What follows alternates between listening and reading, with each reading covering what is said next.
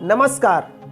बहुत से पेरेंट्स की शिकायत होती है कि सर मेरा बच्चा मोबाइल बहुत देखता है, सर मेरा बच्चा मोबाइल में कार्टून बहुत देखता है, सर मेरा बच्चा टीवी बहुत देखता है, सर मेरा बच्चा घूमता बहुत है, कहना नहीं मानता है। तो आपने कभी सोचा है कि ऐसा क्यों होता है? और अगर आपने नहीं सोचा है तो आपको बिल्कुल सोचना चाहिए, क्योंकि अगर आप नहीं सोचेंगे तो ये आपके परिवार और आपके बच्चे दोनों के लिए बहुत ज़्यादा नुकसानदायक होने वाला है।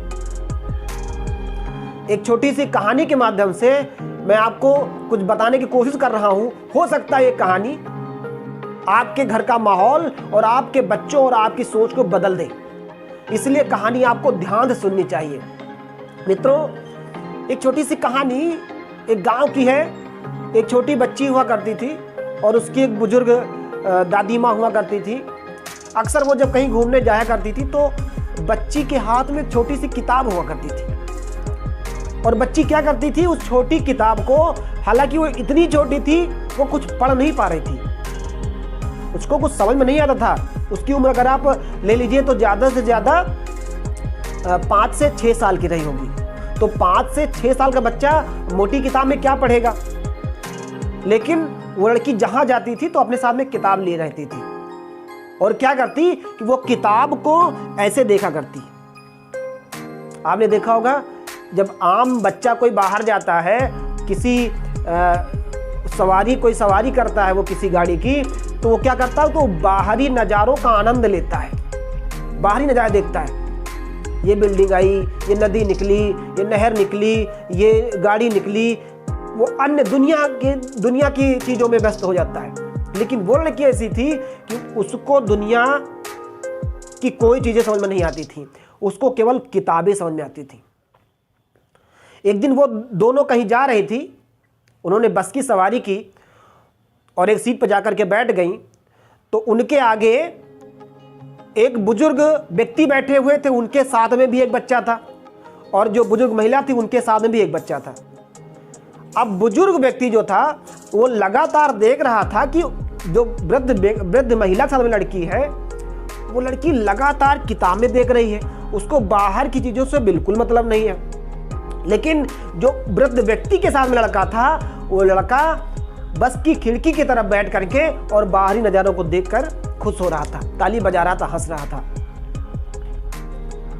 वृद्ध व्यक्ति आश्चर्यचकित था और वो बार बार बहुत दूर तक गया, लेकिन उसने अपने लड़के को देखा कि वो बार बार बाहरी दुनिया में व्यस्त हो रहा और एक जो छोटी लड़की पीछे बैठी हुई थी, उसने एक भी नज़र उठा करके बाहर नहीं देखा और वो लगातार उस किताब में देख रही थी, कुछ पढ़ रही थी, पन्ने पलट रही थी, उस किताब से खेल रही थी।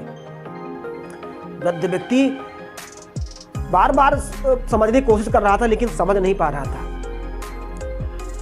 अंत में उस वृद्ध व्यक्ति से रहा नहीं गया, तो उस वृद्ध व्यक्ति ने बूढ़ी माँ से पूछा कि हे दादी माँ, आप हमको ये बताइए कि आपके साथ में एक लड़की है, ये लड़की लगातार किताब में कुछ ना कुछ पढ़ी जा रही है और किताबों को पन्ने पलटते जा रही है, जबकि मेरा बच्चा, मैं देख रहा हूँ कि मेरा बच्चा बाहर की चीज़ों को देख करके खुश हो रहा है।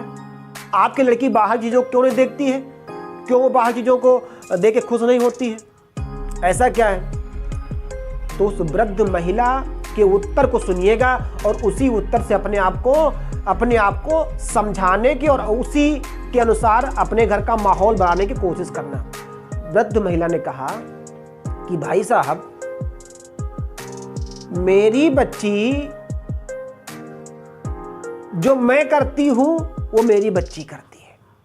मैं घर में रहती हूं तो मैं अक्सर किताबों के साथ बैठ के पढ़ा करती हूं, मैं किताबों के पन्ने पलट पलट उनको देखा करती हूं, मैं इधर उधर कहीं कुछ नहीं करती। मेरे घर में मोबाइल नहीं है, मेरे घर में कोई बड़ा टीवी नहीं है, मेरे घर में मनोरंजन की कोई सामग्री नहीं है, मेरे घर में केवल एक वस्तु है और वो है कॉपी किताबें।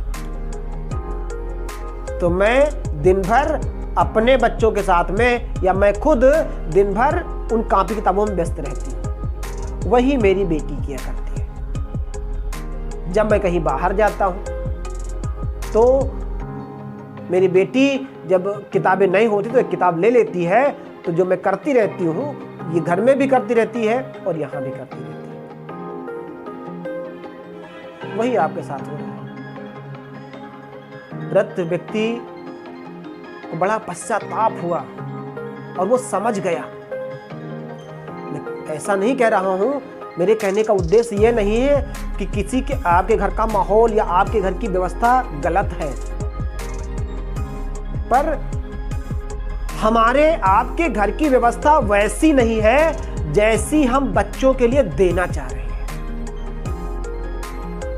मोबाइल है, अच्छी चीज है, टीवी है, अच्छी चीज है, खेल के साधन है, अच्छी चीज है, लेकिन ये सब चीजें तब यूज हो जब बच्चों के ऊपर उसका कोई बैड इफेक्ट ना पड़े। बच्चों को उन चीजों से अच्छी चीजें मिले तब वो उनके लिए अच्छी हैं, अन्यथा वो उनके लिए विषकारक है और उनके भविष्य के लिए विषकारक है। इसलिए अगर आप अपने घर के माहौल को, अपने घर के बच्चों को जैसा बनाना चाहते हैं, जैसा उनको देखना चाहते हैं, जिस रूप में उनको देखना चाहते हैं, वैसा आपको करना चाहिए। वैसी व्यवस्था में आपको रहना चाहिए, वैसी व्यवस्था आपको बनानी चाहिए। तो हो सकता है कि आपको इस छोटी सी कहानी के माध्यम से कुछ सीख मिली हो। अगर किसी को मेरी बात क्योंकि कड़वी थी, किसी को बुरी लगी हो, तो मैं हाथ जोड़कर क्षमा प्रार्थी हूँ, लेकिन सच यही है।